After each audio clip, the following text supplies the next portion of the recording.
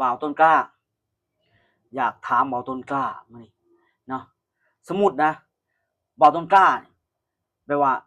มาเฮ็ดงานอยู่ประเทศไทยแม่นบ่ตอนนี้มีรายได้มีเงินเดือนเท่าไหร่ก็10,000 กว่าบาท10,000 กว่าบาท 14,000 15,000 14,500ลงโอทีเลยบ่แม่นแฟนเด้ซ้ำกันนั่นล่ะซ้ำกัน2คนนี่30,000 กว่านะทุกคนเนาะลงโอทีถ้าวันหนึ่ง บ่ได้มันไล่กลับคือเขมรนี่สมมุตินะสมมุติบ่าวต้นกล้าสิได้เงินเดือน 30,000มันจะได้บ่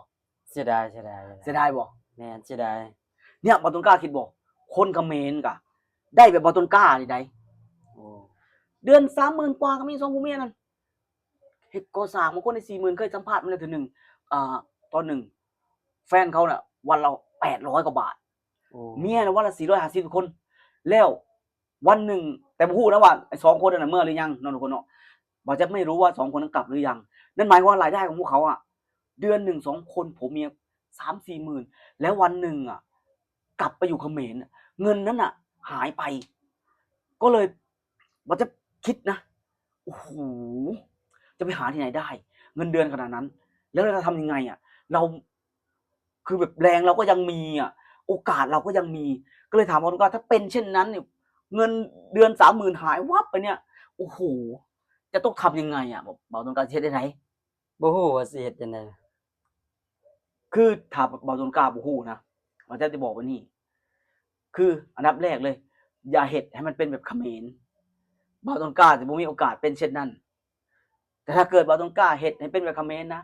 บ่าวต้นกล้าเตรียมรับเพราะหยังเขมรเฮ็ดหยังแหน่เนรคุณด่าประเทศไทยด่านายจ้างนะคือถ้าสมมุติว่าผลกระทบชายแดนให้เป็นเรื่องของทหารซะเป็นเรื่องของรัฐบาลซะเฮาประชาชนเฮาแรงงานบ่ยุ่งแล้วก็บ่พากันกลับเอาง่ายๆแบบคนเฮาต้องสามัคคีใจกันว่าเฮ้ยเฮาได้ประโยชน์นี่จากไสจากประเทศไทยแม่นบ่จากประเทศไทย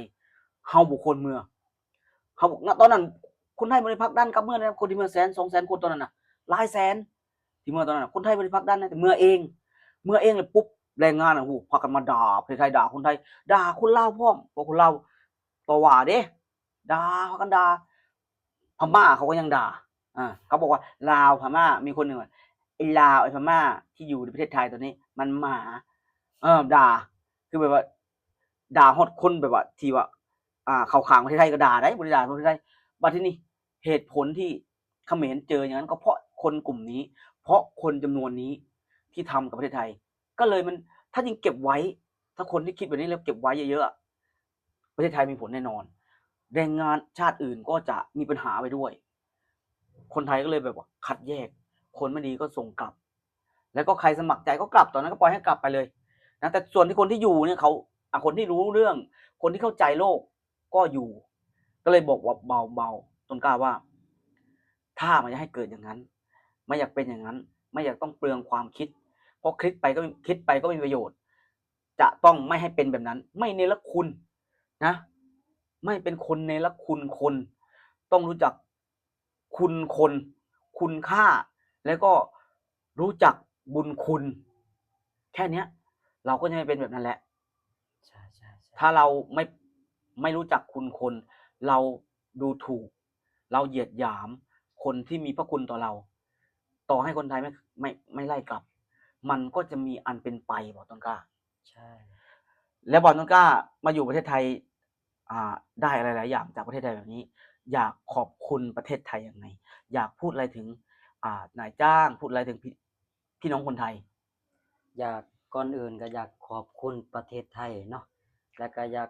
ขอบคุณคนไทยหลายๆคนเนาะที่เมตตาให้คนลาวได้มาทำงานอยู่เมืองไทยแล้วก็มีเงินส่งกลับบ้านเนาะขอบคุณพี่น้องคนไทยหลายๆเด้ออืมก็คือนายจ้างนี่ในของบ่าวต้นกล้านี่เคยเจอนายจ้างไหมก็มีแต่แบบไม่ได้เคยเจอนายจ้างหรอกมีแต่แบบหัวหน้างานหัวหน้างานน่ะอ๋อเพราะว่าระบบของบ่าวต้นกล้าคือเป็นโรงงานพลาสติกเนาะโรงงานใช่ไหมใช่ๆที่เป็นถุงซิปพลาสติกใช่ที่เป็นถุงซิปส่งออกใช่ไหมส่งออกต่างประเทศเป็นงานส่งออกต่างประเทศครับทุกคนก็มีหลายแผนกคนใช่งานเยอะคือ